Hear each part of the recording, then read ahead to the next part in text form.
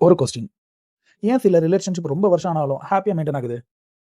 ஆனால் சில ரிலேஷன்ஷிப் ஸ்டார்டிங்காக ரொம்ப ஹாப்பியாக பியூட்டியாக இருந்தாலும் கொஞ்ச நாள்லயே ப்ராப்ளம்ஸ்னால பிரேக் ஆயிருது. இதுக்கு காரணம் லக்கியா? இல்லை. அப்போ பணமா? அதுவும் இல்லை. வேற என்னவா இருக்கும்? உண்மையாக சொன்னால் நிறைய பேருக்கு தெரியாமல் சில டெய்லி ஹேபிட்ஸ் ஒரு ரிலேஷன்ஷிப்பை ஸ்ட்ராங்காக வச்சுக்க ஹெல்ப் பண்ணுது. இந்த வீடியோவில் ஸ்ட்ராங் ரிலேஷன்ஷிப் உருவாக்குற 10 பவர்ஃபுல் ஹேபிட்ஸை பற்றி பார்க்கலாம். ஃபர்ஸ்ட் ஹேபிட், நேர்மையான உரையாடல். யார் தன்னோட மனசில் இருக்கிற தாட்ஸையும் ஃபீலையும் நேர்மையாக ஷேர் பண்ணிக்கிறாங்களோ அவங்களோட ரிலேஷன்ஷிப் ஜென்ரலாகவே ரொம்ப நம்பிக்கையோட ரொம்ப ஸ்ட்ராங்காக இருக்கும். செகண்ட் ஹேபிட், கவனமாக கேட்பது. பேசுறது மட்டும் இல்லை, ஆப்போசிட்டில் இருக்கிறவங்கள புரிஞ்சுக்கிட்டு கவனமாக அவங்கள பேசுறது கேட்குறதும் ரொம்ப முக்கியம். ஒருத்தங்க கேர்ஃபுல்லாக கேட்கும்போது ஆப்போசிட்டில் இருக்கிறவங்க என்னை மதிக்கிறாங்க, என்னை புரிஞ்சுக்கிறாங்க, எனக்கு வேல்யூ பண்ணுறாங்க அப்படின்னு அவங்களே புரிஞ்சுக்குவாங்க. தேர்ட் ஹேபிட், பாராட்டுவது. தேங்க்ஸ், நீ செஞ்சது எனக்கு ரொம்ப பிடிச்சிருக்கு, எனக்கு ஒன்று ரொம்ப பிடிக்கும், நான் கொடுத்து வச்சிருக்கணும். இந்த மாதிரி சின்ன வார்த்தைகள் கூட ஒரு ரிலேஷன்ஷிப்பை ரொம்ப அழகாகவும் ரொம்ப ஸ்ட்ராங்காகவும் மாற்றும்.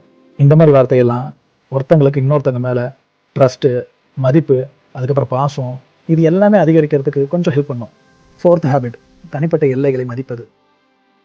எல்லாத்துக்குமே இண்டிவிஜுவலாக ஒரு பவுண்டரிஸு இல்லை ஒரு ப்ரிஃபரன்ஸு, பிடிச்சது பிடிக்காது, இந்த மாதிரி நிறையா இருக்கும். ஆனால் அதை எல்லாத்தையும் புரிஞ்சுக்கிட்டு அதுக்கு ரெஸ்பெக்ட் கொடுக்கறது தான் ஒரு ஹெல்த்தியான ரிலேஷன்ஷிப்போட முக்கியமான அம்சமே.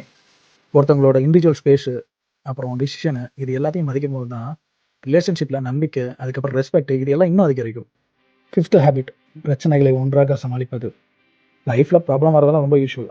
ஆனால் அப்படி பிரச்சனை வந்தால் ஒருத்தங்களுக்கு இன்னொருத்தங்க புத்தம் சொல்லாமல் ஒன்று சேர்ந்து சுச்சுவேஷனை புரிஞ்சு சமாளிக்கிறது தான் ரொம்ப முக்கியம். பிரச்சனை வந்தால் விட நம்ம ரெண்டும் சேர்ந்து பார்த்துக்கலாம், இந்த பிரச்சனையை ஃபேஸ் பண்ணிக்கலாம் அப்படிங்கிற வார்த்தை தான் ரொம்ப நம்பிக்கையை உருவாக்கும்.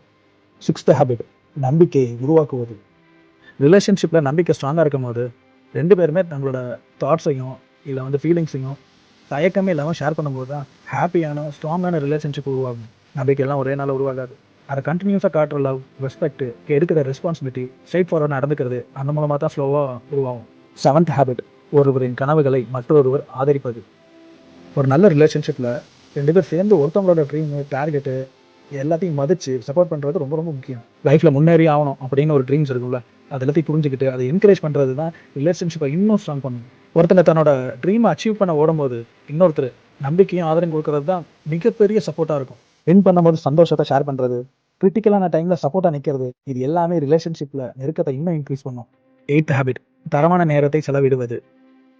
ரிலேஷன்ஷிப்பை ஸ்ட்ராங் ஆக்கிறதுக்கு ஒருத்தங்களுக்கு ஒருத்தங்க நிறைய டைம் ஸ்பெண்ட் பண்ணுறது ரொம்ப ரொம்ப முக்கியம். டெய்லியும் பிஸியான ஷெடியூல் சுச்சுவேஷன்லையும் பேசுறதுக்கு, ஒன்றா சாப்பிட்றதுக்கு, ஹாப்பியான மெமரிஸ் உருவாக்குறதுக்கெல்லாம் டைம் ஒத்துக்கணும். பெஸ்ட்டான டைம்ங்கிறது நிறைய டைம் ஸ்பெண்ட் பண்ணுறது மட்டும் இல்லை, ஸ்பெண்ட் பண்ணுற நேரத்துலையும் கேரிங்கோட, ரெஸ்பெக்டாக, ரொம்ப லவபலாக இருக்கணும். இப்படி இம்பார்ட்டன்ஸ் கொடுத்து டைம் ஸ்பெண்ட் பண்ணாலே போதும், ரிலேஷன்ஷிப் ஸ்ட்ராங்காக ஹாப்பியாக மாறும்.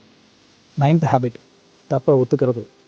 ஒரு ரிலேஷன்ஷிப்பில் தன்னோட தப்பை புரிஞ்சு அதை நேர்மையாக ஒத்துக்கிறது ரொம்ப முக்கியம். தப்பு செய்யும் போது அதை மறைக்கிறதுக்கோ இல்லை மற்றவங்க மேலே பழி போடுறதுக்கோ அதுக்கு டைம் ஸ்பெண்ட் பண்ணாமல் நம்மளோட ரெஸ்பான்சிபிலிட்டியை எடுத்து அதுக்கு படி நடந்துக்கிறது ரொம்ப முக்கியம். இப்படி நடந்தால் நம்ம மேலே இருக்கிற நம்பிக்கை, மரியாதை இன்னும் அதிகரிக்கும். நான் செஞ்சதான் தப்பு அப்படின்னு உண்மையாக ஏற்றுக்கிட்டு தேவையான டைமில் மன்னிப்பு கேட்கறது இன்னும் ரொம்ப நல்லது. தப்பை ஒத்துக்கிறது வீக்னஸ் இல்லை, அது ஒரு ரிலேஷன்ஷிப்பை காப்பாற்றுறதுக்கான மெச்சூர்ட் அப்ரோச். ரெண்டு பேர் அண்டர்ஸ்டாண்டிங்கோட மன்னிக்க மனசோட இருக்கும்போது ரிலேஷன்ஷிப்பில் நம்பிக்கையும் அன்பும் இன்னும் ஆழமாக்கும். 10th ஹேபிட், ஒன்றாக வளர்வது. ஒரு ஸ்ட்ராங்கான ரிலேஷன்ஷிப்ங்கிறது ஒருத்தவங்களோட சக்ஸஸ் மட்டும் பார்க்கறது இல்லை, ரெண்டு பேரும் சேர்ந்து ஒன்றா லைஃப்பில் டெவலப் ஆகுறது, க்ரோத் ஆகுறது.